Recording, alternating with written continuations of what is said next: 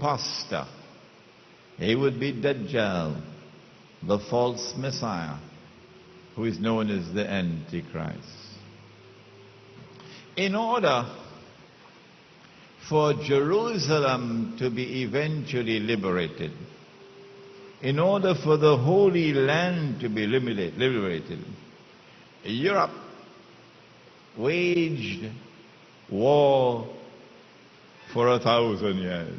They call it a jihad too, holy war. For 1,000 years. They were called the Crusades. In 1917, a British general, a man named Allenby, entered into Jerusalem with a British army, liberating Jerusalem finally. And guess what he said? As he entered Jerusalem, he said, "Today the Crusades have ended." The cat is out of the bag. A secular Britain was faithfully pursuing a holy war. Isn't it interesting? A secular Britain eventually was able to bring a holy war to a successful conclusion. But in order for that British army to not only enter Jerusalem, liberate the Holy Land, but also to do one more thing, to preside over the eventual emergence of a state of Israel. Remember, Britain ruled over Palestine from 1918 to 1948 for 30 years on a mandate conferred by the League of Nations. Muhammad Iqbal called it the League of Thieves. In order for Britain to do that and to allow Israel to be born in 1948 and to survive, it was necessary to cut off the head, to behead Islam. So long as the Khilafah remained, the Muslim world could be mobilized into a military force that would create serious problems for Britain. And so there is an attack on the Khilafah. It began with Jewish bankers in Europe. Jewish bankers who approached the Khalifa in Istanbul and persuaded him to borrow on interest. Yeah, riba. And when the Khalifa in Istanbul could not repay the loans on interest, then they sat down with him and they said, "Let's make a deal." And the Khalifa asked, "What's the deal?" And then they said, "Well, we will reschedule your loans for you if you will abolish from Darul Islam something called dhimmi." Dhimmi. A Jew or a Christian who is allowed to reside in the territory of Islam. But you don't have to pay zakah. Instead, you will pay jizya. So you must abolish jizya. Oh, but jizya is in the Quran. حَتَّى يُؤْتَى الْجِزْيَةَ عَنْ يَدٍ وَهُمْ صَاغِرُونَ.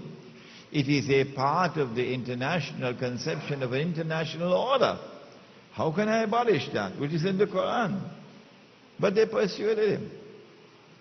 And I think it was somewhere around 1857, if I'm not wrong, that the Khalifa in Istanbul issued a proclamation abolishing jizya. abolishing the dhimmi status of non-Muslims. So this financial blackmail was pursued until eventually the Ottoman Islamic Empire was forced to enter into the First World War. There is an uncanny similarity between 9/11 and something which occurred in the summer of 1914. The summer of 1914 is a crucial moment in history. Remember, the objective is to cut off the head of Islam. The Khilafah must disintegrate and must be replaced with a new kind of a state, because we do not want that religious call which can summon the whole world of Islam for jihad. We don't want that. The Prophet said, alayhi salatu wasalam, and I never understood the history. I never understood this hadith until my wife and I went to visit Kimberley in South Africa.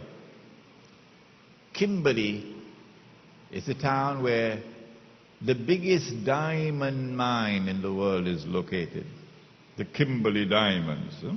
You must have given one to your wife at the time of your marriage. Kimberley diamond. An African child was playing and stumbled across a big stone and picked it up, took it home to his parents, who looked at the stone and said, this may be something valuable, and took it to the British commissioner, who then sent it to Johannesburg, and it was discovered to be the biggest diamond in the world. Where did you find it? The hadith is that the earth would uncover its riches, its wealth for Dajjal. The Dajjal will be able to go down into the bottom of the earth to be able to extract the wealth that was hidden there. That's the hadith. When they went to that location where that diamond was discovered, Britain had the technology to be able to locate underneath, way down below, what is called diamond veins. No one else in the world could have done that. Africa would have remained with that for 1,000 years. Africa would never have discovered those diamonds. No. Only Britain. Because of a scientific and technological revolution. And so the excavation began.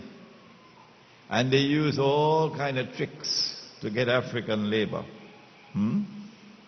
Muhammad Abraham, who is here, was explaining to me yesterday or day before one of the tricks, that you have to pay taxes. And you can't pay taxes with a backyard fowl or chicken or with a horse.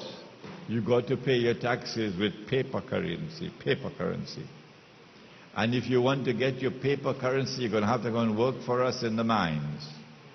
And we'll pay you in that paper, which you can then use to pay your taxes. And of course, we'll give you a lot of fire water. And the fire water will be used to drown away all your worries.